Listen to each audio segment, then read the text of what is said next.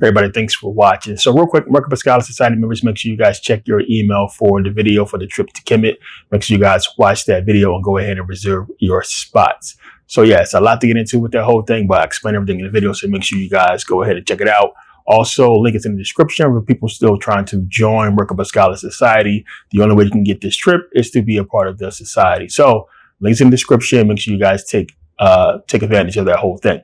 Also, now available, melanin and the genesis of frequency and vibration is now available. Been a minute since I put a video out. I know a lot of people have been asking about this video, but it's a lot. It's one of my more deeper videos. And for those who don't know, my more deeper information is in those videos, the DVDs or what have you. That's on Podia. That's for sale. So make sure you guys go ahead and check those out. Also got my YouTube plaque. Long overdue. These things are cool. I know a lot of people ask me about it, and yeah, it's a whole process with that whole thing and the way that they basically don't give these things out and all the stuff that it entails is just crazy. I feel like if you reach 100,000 subscribers, you should, automatically get it, and it shouldn't be so much a hassle with it. But it is what it is. You can get these things, and I appreciate everybody over the years. I've been doing this for a long time. I'm completely fine with being where I'm at as far as subscribers. It is what it is. This information is not for everybody, but to be on here over a decade and to be consistently putting out information is just a cool thing. And I appreciate the support from everybody who's been with me since day one. But yeah, let's get into this video. So yeah, it's always somebody who think they have me stumped when it comes to biblical information. But one of the things that a lot of people don't do is read more deeper into things when they find information pertaining to anything biblical. So case in point, we have what the Septuagint Greek, as I have many videos talking about this. The Septuagint is basically the oldest biblical manuscript that we have, right? So when you're getting into the creation, the inception of biblical manuscripts, we have the Septuagint Greek. There's nothing that we find in history that is proven that predates the Septuagint. But for those people who always say, well, what about the Dead Sea Scrolls? What about the Dead Sea Scrolls? And you can go and look, and there are scrolls within the Dead Sea Scrolls that are believed to predate the Septuagint. There's an issue with that, though. So a lot of people hang their hat on that. So if you look at these, the names you can see pertaining to the different books, because of some of the context and things spoken about in these manuscripts, things that's describing stuff that happened before the supposed date of the Septuagint, they believe that these scrolls are older. But you have to remember a couple things. One, we don't have the original Septuagint Greek. We only have fragments. We don't have the original of any of the biblical manuscripts. And the Dead Sea Scrolls wasn't found until 1946, right? So that means the Dead Sea Scrolls that they found were never in circulation. This is something you can simply Google and find out. They were never in circulation because remember, for hundreds of years, the people in that region spoke Greek, and they used the Septuagint as their biblical book of what they referenced as far as the religion. Nobody was using the Dead Sea Scrolls. The Dead Sea Scrolls all of a sudden show up. They found them between 1946 and I think 1950 something. And, it's these fragments and you have manuscripts and there's a bunch of scrolls that, for the most part, we don't know because we're, as an independent researcher, you can't get your hands on them to do any research. And the people who have they're all under the church. They're all basically speaking for the church. And the people who quit that was working on this, Dead Sea Scrolls prior, we don't know what they quit for or what they was fired for. But there's been a lot of controversy surrounding the Dead Sea Scrolls, specifically since when they found them, they were selling leaves, pages, and a bunch of pages went out. You would think if this is this huge holy manuscript or what have you, that's, biblical and means so much to people, they wouldn't be selling it, right? So again, I showed you guys a few times how the Dead Sea Scrolls have been proven to be forgeries, fakes in a lot of museums around the world, but they attest and they hold on to the fact that the original Dead Sea Scrolls that were found are basically kept and they are authentic, which has never been proven 100% to be true. So it's what you hang your hat on and what you choose to believe. But it gets you into understanding the manuscripts and the history of them and how we break this whole thing down. So beginning with the Septuagint Greek, we have that. And we know everything basically comes off that. When St. Jerome created the Latin Vulgate and the Vetus Latina, what have you, he used the Septuagint, right? He didn't use the Dead Sea Scrolls. So what you know and what you're attributing to your knowledge of biblical history, or, the biblical manuscripts, is coming from the Septuagint, not the Dead Sea Scrolls, which we can't even really ascertain the true, sayings of what's in the Dead Sea Scrolls compared to the Septuagint, or even compared to the King James Version. If you look it up, it'll say basically it's not the same, or it'll say that, it's basically the same, but just a different translation as far as the way it was written out, because the King James Version had to be translated, and things are always lost in translation. These are things you have to consider when you're doing this research. But I have done all this research and considered all of it. The thing is, what gets you is the fact that, it's still not the original. And no matter what they find or what date you want to put on any manuscript, we don't have the originals. So it's something to really think about. Now, as far as Bibles go, it's a lot of them. It's been a lot throughout the years. And I broke down the fact that we had, 16 Bibles before the King James Version, going all the way back to, let's say, the Masoretic text or the Dead Sea Scrolls, or what we know to have existed and been put in circulation, right? Masoretic texts, we have, all the Textus, Rescriptus, and all of the codices, Codex Sinaiticus, of course, Codex Vaticanus, then Codex Sinaiticus, Codex Alexandrinus, Etham Rescriptum, or what have them. It's so many of them. And these are many manuscripts, and it always brings into question why so many different manuscripts. Now, back then, we can just say that these are manuscript copies, and copies are different from each other. They had to make multiple copies because there was no printing press yet. So we have the different copies with different names, but we have multiple copies of Codex Sinaiticus and multiple copies of these other manuscripts. So these are obviously different manuscripts. So we can't hang our hat on those either. We got to look at the context of it all. And just going through manuscripts and Bibles from the Septuagint Greek, getting into the Syriac Peshitta, and the difference of these manuscripts and where they come from, right? So there's so much to get into when you trying to figure out what to hang your hat on. And this is it. This is the problem, the issue. Biblical history, people are hanging their hats on the manuscripts, and the manuscripts have never been proven.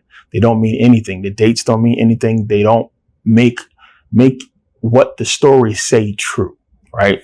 It just don't. You just got to believe. And that's the whole point of religion, is having belief and faith. None of the manuscripts, the Bible itself, don't prove anything as far as what it's saying. So we got to go into context, right? So the context of what's being said, where did it come from? And the history of it all, right? So again, we are basically told that the Bible, whatever manuscript you want to point to, is the inception, the beginning of biblical writings, or let's just say religious writings, as far as talking about an afterlife and a soul. This is what we are told throughout history. We're told in Sunday school or what have you. But as you guys know, the oldest religious text, speaking of an afterlife and a soul and all the stuff that we basically think about, as far as us, an afterlife and soul, goes back to the pyramid texts in Egypt, right? So been there in Saqqara. These are the pyramid texts behind me. You guys seen the video of me walking through so many pyramids and, being underground and seeing this stuff and walking around with this stuff and just seeing it on the walls. There's nothing that predates this, nothing biblical. This is already writing, speaking of an afterlife and showing you depictions. It's giving you so much that we don't have anything comparable to it as far as biblical religion, right? So we have to look at that and just say, then what is this? And the fact that we have it and that it's something physical versus a book that men wrote, right? So this being something that's physical, put in a physical structure that predates everything, right? Because you got to think about it. We're talking about the Bible. We're talking about Moses, and Moses being the one, and, Israelites being the keepers of tribe of Judah, what have you, being the keepers of manuscripts or what have you. And Egypt was already established. Remember, they were supposedly enslaved in Egypt. Egypt was already built and established, and these people was already ruling, meaning they already had these principles or what have you. So we talk about the laws of Ma'at, which the 10 Commandments basically was derived from. We talk about having these laws and, the 42 negative confessions or what have you. And we talk about the 10 Commandments and where this stuff could have came from. And everybody can put that together, that they will say, well, either the Egyptians got the concept from the Israelites when they enslaved them, or the Israelites got the concept from the Egyptians. But the fact that these, the Jews, the Hebrews that was enslaved, basically had no concept of their own God anyway. When they was enslaved, they didn't even know what they was praying to until, Moses came about and led them out of there. And then they still didn't even obey the God that saved them, which is why they was wandering, right? So you got to look at context. There's so much still involved in the whole thing that we can trace back to biblical manuscripts and trace back to the teachings or what the context of these manuscripts is about. And you have 4 actual history, which would be pertaining the, Pyramid of Onis, the pyramid text, what have you, everything that's there speaking about what we would say is religious writings that is real. We can touch it. We can date it. Everything is proven with that, versus what we have with manuscripts that's no certainty. We have no date that's agreed upon. We don't have anything that's talked about in the manuscript that we can pull out of physical reality and say, this is exactly what the book was talking about, right? We don't have Noah's Ark.